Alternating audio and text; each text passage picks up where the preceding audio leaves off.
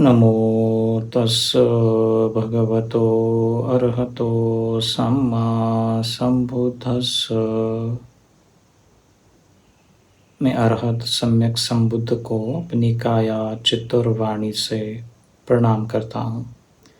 मैं दान, शील, शांति आदि पारमिताओं का अभ्यास करके समस्त सतों के कल्याण के लिए बुद्धत्व प्राप्त करूँगा।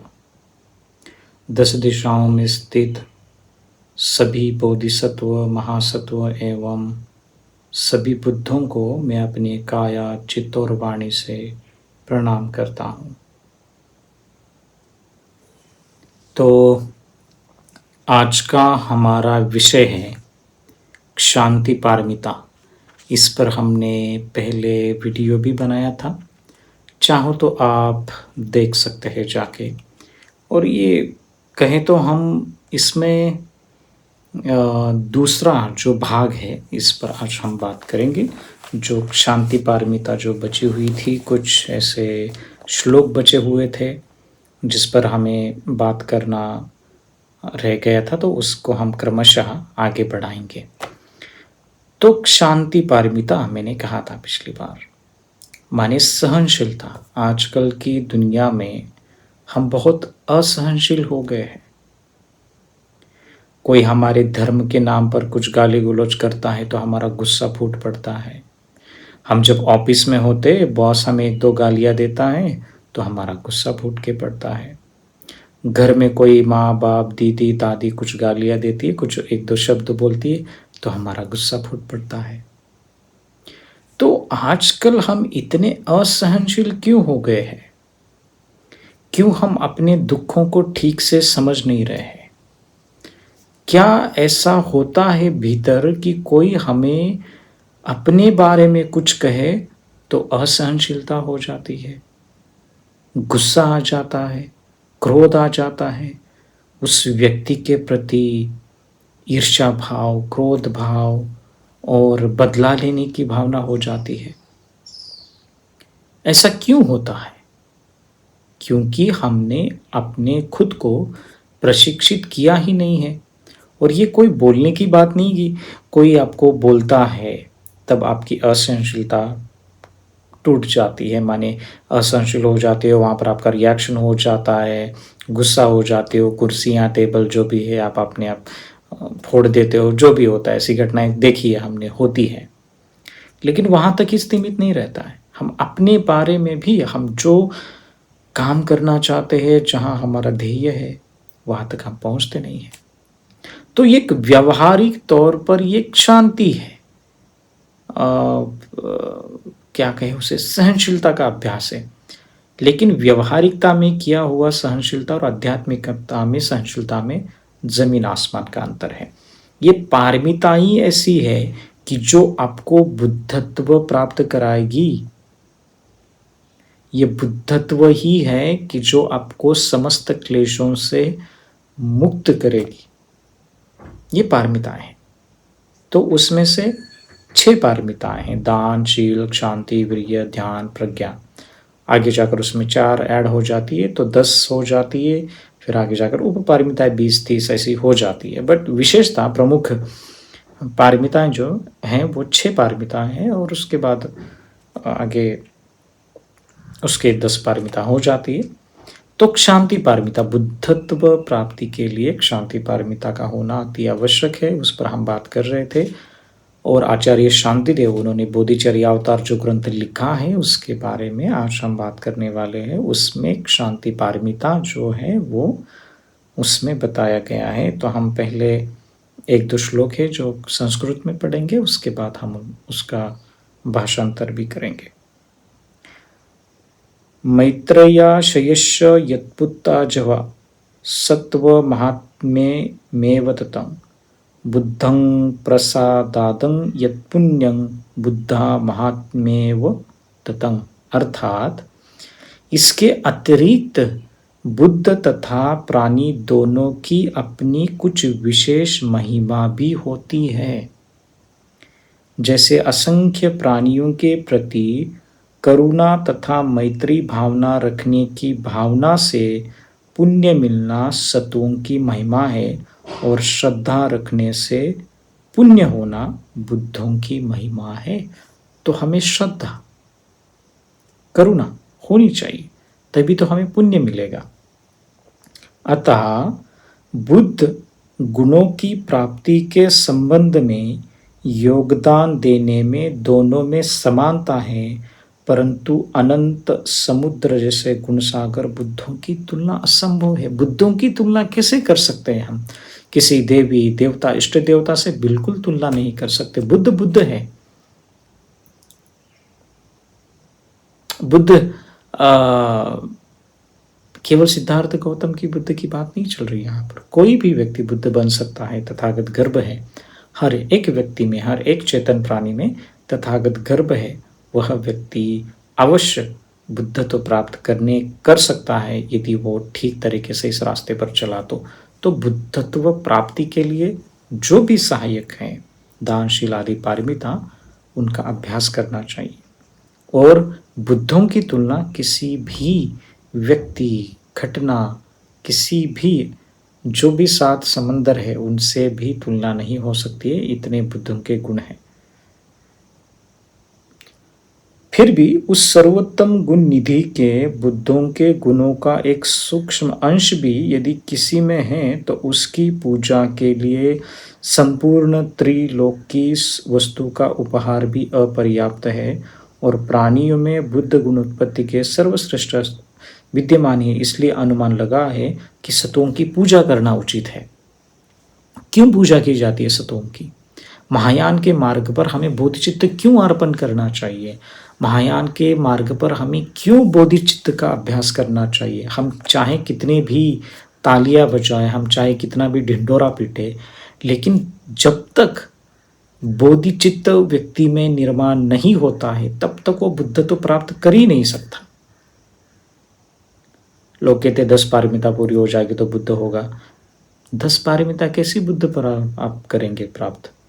पहले उसे बोधिसत्व बनना पड़ता है, फिर संभार मार्ग है, दर्शन मार्ग है, ध्यान मार्ग है, और ऐक्षेक्ष मार्ग है, प्रयोग मार्ग है। इनका अभ्यास तो करना है।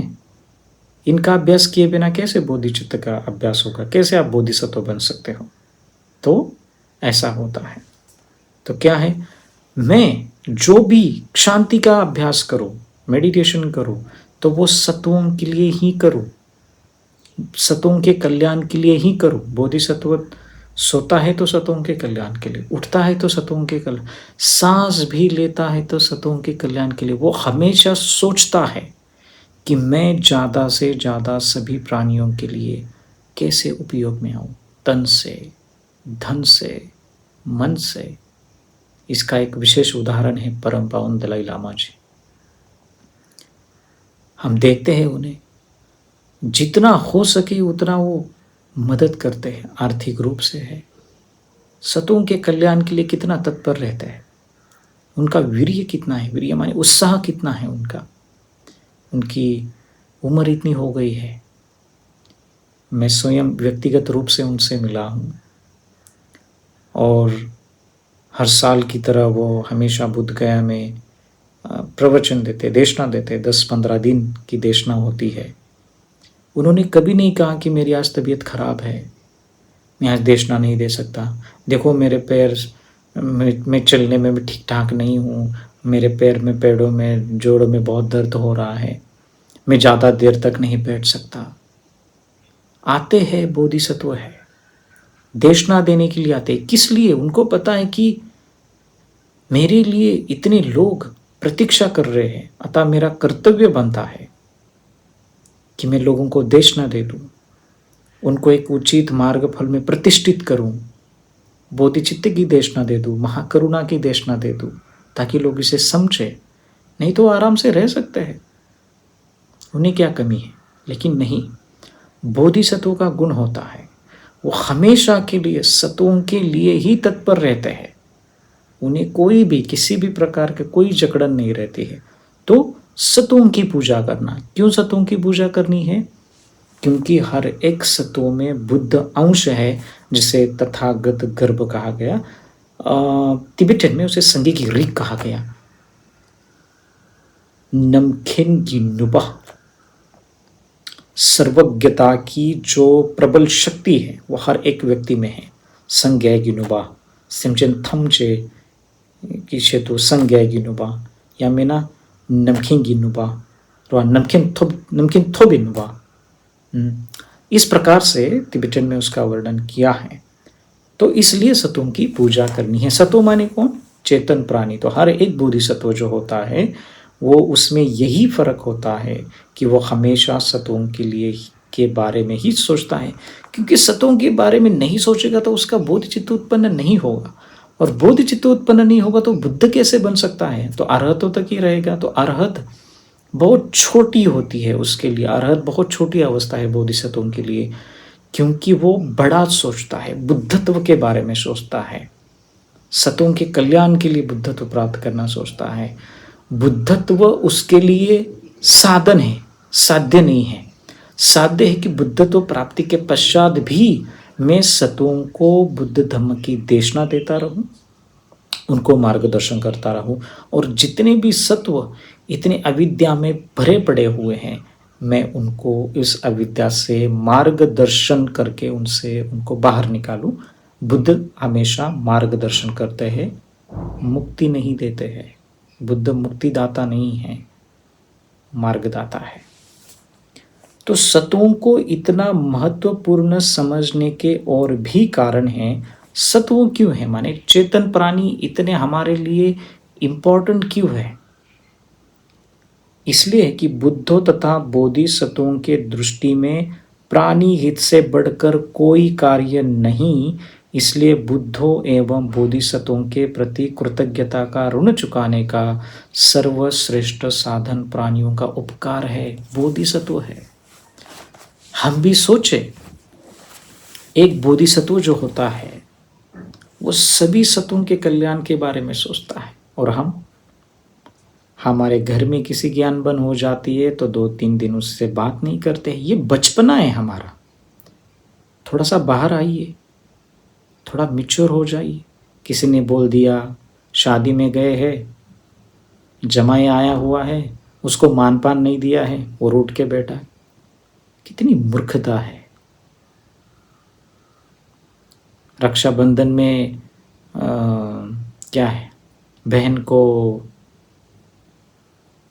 की तो अपेक्षा थी कि मेरा भाई 500 रुपये डालेगा, 100 रुपये डाले, रूठ गई पूरे दिन। मूर्खता है, अविद्या में है।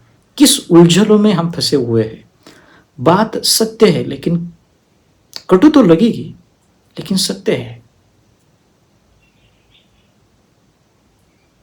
एक बेटा है जो सोचता है कि मेरा बाप मुझे कुछ खाने के लिए लाएगा, शाम में साइकिल लाएगा, है ना।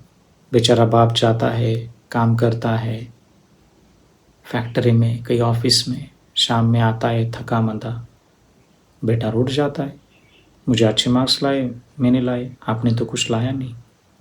इन सारी जो अविद्या जो है, ये सारी बातें जो डेली हमारी लाइफ में होती है, इससे पहले थोड़ा बाहर निकले, अपनी ओर ध्यान दे दे।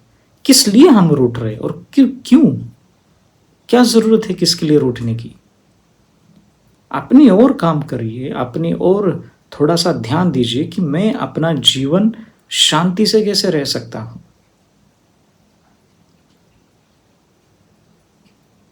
एक औरत दूसरे औरत को देखती है, बोलती है वाह क्या उसका फिटनेस है, कितना अच्छा फिटनेस है। वो जिम जाती है, कष्ट करती है, अच्छा फिटनेस बनाती। तुम खा रही हो, मोटी हो गई हो, तुम्हें खाने का डिसिप्लिन नहीं है, तुम टीवी देखती हो, चिप्स खाती हो, हस्बैंड काम पे जाता है, सोती रहती हो, घर में काम करते, घर में थोड़े बहुत काम किए, सो गए। खुद और ध्यान भी देना चाहिए। बचपना, चाइल्डनेस, क्या कहते हैं, चाइल्डिश जो होता है, उसे थोड़ा बाहर निकलिए, लोगों के बारे में सोचिए। मैं ये नहीं कह रहा हूँ कि आपको रास्ते पर उतर के आपको लोगों को पैसे बांटना शुरू कीजिए, कोई अनाथ आश्रम में जाइए, वहाँ पर बच्चों को हेल्प कीजिए, कहीं आप क्या कहते हैं उसे, किसी भिखारी को देकर आपने अपने पैसे दान दीजिए, किसी के लिए पानी नहीं है तो आप पानी की टंकियाँ बाहर रखें। ऐसी मैं ये नहीं कह रहा हूँ कि ये कहना है, बोधि चित्त की प्रैक्टिस आपको अपने घर से ही शुरू करनी चाहिए। मैं ये कह रहा हूँ, अपने पिताजी से बर्ताव अच्छे से कीजिए, अपने माँ बाप से बर्ताव अच्छे से कीजिए। उनमें भी तो बुद्धत्व प्राप्ति का अंश है, उनमें भी बुद्धत्व प्राप्त करने की क्षमता है। हम किस ऐसे उलझनों में फंसे हुए हैं, बाहर ही नहीं निकल रहे हैं। 2-2, 3-3 घंटे फ़ोन में बिता रहे हैं, रील्स, इंस्टाग्राम, ना जाने क्या क्या देख रहे हैं, उसमें टाइम जा रहा है। ऊपर से बोलते हैं भंते जी हमें बहुत डिप्रेशन है, घर में कुछ हो ही नहीं रहा है। ठीक, तुम लोग 2-2 घंटे फ़ोन में बिताते हो टाइम, कुछ सीरीज चलती है उसमें टाइम बिताते हो, कैसा मंगल होगा? अपनी ओर ध्यान ही नहीं दे रहे हो, टाइम प्रोडक्टिव नहीं बिता रहे हो, अपने आप की ओर चिंतन नहीं कर रहे हो। तो इसलिए अपने आप को छोड़ के मैं मुझे इस बारे में छोड़ के, ये जो गुणों का सर्व त्याग करके थोड़ा बाहर निकलिए, बच्चों के बारे में सोचिए, अपने लोगों के बारे में सोचिए। किसी ने कुछ कह दिया तो हम हो गए नाराज, देखो इसने मुझे मान सम्मान नहीं दिया, मैं शादी के लिए गया था, इसने मेरा नाम नहीं पुकारा। कोई नेता आता है, उसका नाम नहीं पुकारता है, नेता रूठ जाता है। कितना चाइल्डिश है समाज, इतना असंतुलित क्यों बना हुआ है? क्यों इतनी असहनशीलता है हमें? क्यों हम इससे बाहर नहीं निकलना चाहते? क्योंकि हमने अपने ऊपर काम करना ही नहीं चाहा। अब समय आया है कि इसको हम ठीक से समझें। बात कटु है, थोड़ी सी चुभेगी, वास्तविकता है, और वास्तविकता से हम कभी भी मुंह नहीं फेर सकते। तो इसलिए बुद्धों एवं बोधिसत्वों का मार्ग अभ्यास के समय के, जिनके कल्याण के लिए अपने शरीर का त्याग किया और अविची नरक में विसर्ज प्रवेश किया, उनका ऋण चुकाने के लिए दूसरों के द्वारा अनेक उपकार किए जाने पर भी हर प्रकार का आदर उपकार करना चाहिए। तो समस्त सतों के लिए जो भी हम काम करते हैं उसका उपकार करना चाहिए। ये बोधिसत्व है, ये कोई आम व्यक्ति नहीं है कि बहुत क्यूट वाली यहाँ पर देशना नहीं चल रही है, बहुत गंभीर देशना है। आचार्य शांतिदेव है, बता रहे हैं, बहुत ऊंचे साधक है, ऊंची अवस्था प्राप्त की है, बुद्धत्व प्राप्त किया है, बोधिसत्व है। बोधिसत्व वाला जिसने बोधिचित्त का उत्पाद किया है, वो कोई ऐसा साधारण व्यक्ति तो नहीं रहेगा। जैसे आग की लपटों में जलते हुए आदमी को काम भोग की कोई भी सुविधा सुख नहीं दे सकती, उसी प्रकार प्राणियों की हानि करके बुद्धों को संतुष्ट करने का कोई भी उपाय नहीं है। जो हम प्राणी जो है, कोई व्यक्ति आग में जल रहा है, वो कैसे सोच सकता है कि मुझे सेंशुअल हैप्पीनेस चाहिए, मुझे गाड़ी चाहिए, बंगला चाहिए? नहीं चाहिए मुझे। वो पहले ये सोचे कि मुझे इस आग से बाहर निकलना है। और उसी प्रकार प्राणियों की हानि करके, मतलब किसी प्राणी की हानि करके, किसी को गाली दी गलौज दिया, किसी को मारा पीटा, किसी प्राणी की हत्या भी की, तो हम सोचते कि हम बुद्धों को संतुष्ट करेंगे। कोई उपाय नहीं है। प्राणियों की हानि करके किसी भी देवी देवता बुद्धों का कोई वो प्रसन्न होने वाला नहीं है, उनका कोई मंगल होने वाला नहीं है। हमारे भारत में इतने बड़े ऊंचे संत हुए, ऋषि हुए, मुनि हुए, दया, शांति, भूत दया, उन्होंने बड़ा संदेश दिया है। भारत को एक बहुत बड़ी परंपरा है। तो सोचनीय बात यह है कि हमें और गंभीरता से कैसा अभ्यास करना चाहिए। महायान जो है, यदि सही में व्यक्ति बुद्धत्व प्राप्त करना चाहता है तो उसे इन पारमिताओं का अभ्यास करना ही होगा, मेडिटेशन करना होगा। चाइल्डिश जो बालक बुद्धि होती है, जैसे बोधिचर्य अवतार में भी है, एक श्लोक है उसमें कि जब बच्चों को हम लेके जाते हैं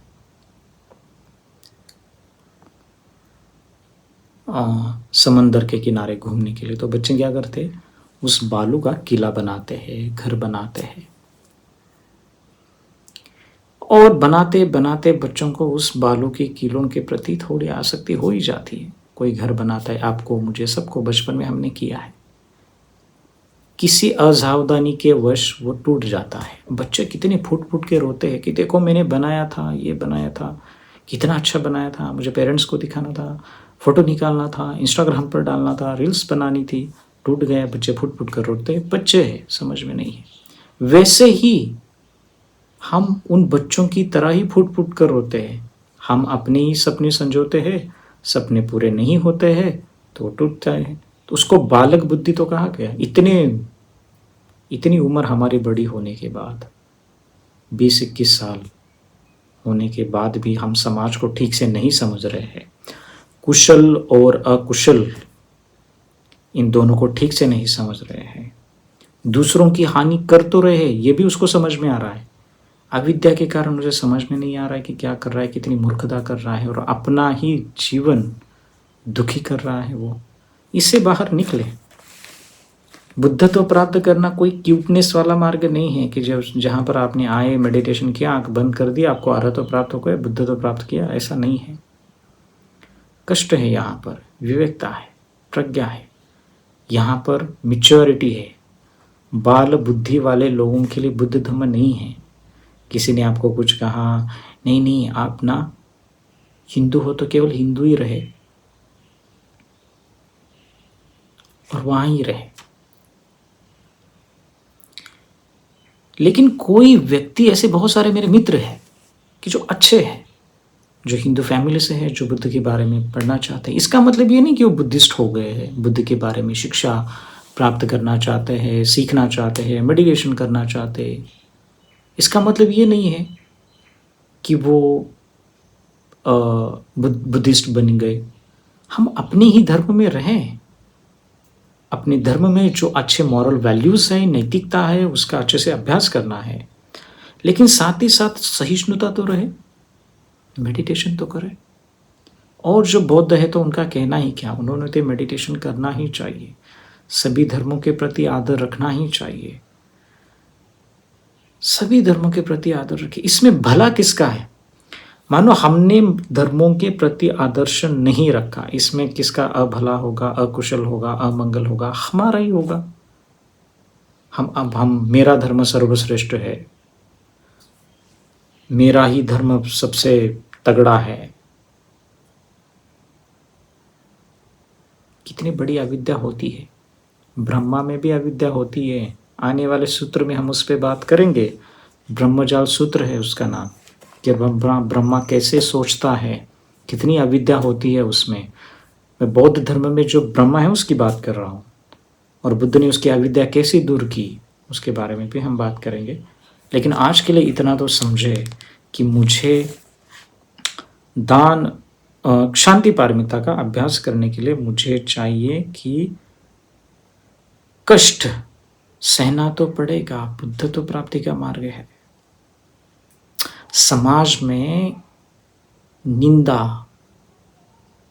प्रशंसा, मान, अपमान, हानि, लाभ, जीत, हार, ये जो 8 धर्म हैं उनका हमें सामना करना ही होगा, लेकिन तटस्थ भाव से, करुणा के भाव से। तो समझे बात को, शांति का अभ्यास करें। सहनशीलता का अभ्यास करने के लिए बुद्धिस्ट होना जरूरी नहीं है। सहनशीलता का अभ्यास करने के लिए हिंदू होना जरूरी नहीं है। हर एक व्यक्ति चाहता है कि how can I be practice more patience day by day. I am losing my patience, I am losing my tolerance. इसकी वजह से मैं शॉर्ट टेम्पर हो जाता हूँ, मुझे बहुत दुख होता है बाद में। ये घटना नहीं हो, इसलिए हमें शांति पारमिता का अभ्यास करना है। अंतिमतः कहीं से भी गंगा निकले वो समंदर में ही जाके मिलती है। वैसे ही शांति पारमिता का अभ्यास करना है, ध्यान पारमिता का अभ्यास करना है, प्रज्ञा पारमिता का अभ्यास करना है। उसके लिए चाहिए कि आपको मेडिटेशन करना होगा, और मेडिटेशन से ही आपको लाभ होगा। तो हम ध्यान सिखाते हैं। आप हमें बताइए कमेंट में कि कौन कौन से टॉपिक पर बात होनी चाहिए, मैं प्रयास करूँगा उस टॉपिक पर बात करने के लिए। और नीचे दिए हुए जो ईमेल आईडी है उस पर आप बेशक संपर्क कर सकते हो, और हम उस पर भी जुड़ जाएंगे, संपर्क होता रहेगा।